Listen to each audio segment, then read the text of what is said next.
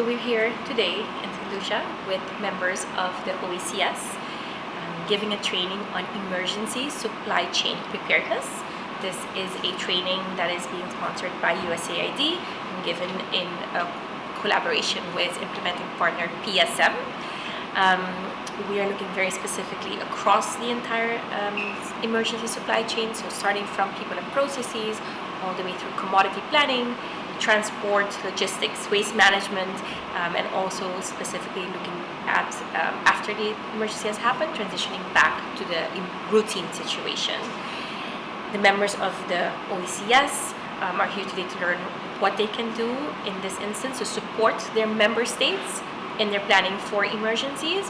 I think specifically now with the threat of a potential coronavirus outbreak nearing closer to the region, this is something that's very timely and that the members can use to implement right away to strengthen any areas where they feel the best practices might be lacking. So this is a very timely workshop.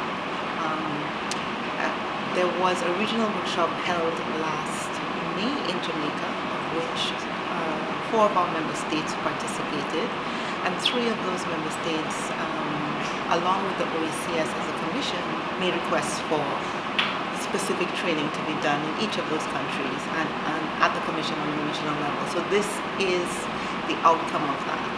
Of course, the timing is very good because we know that right now we have a global outbreak of the COVID-19 coronavirus.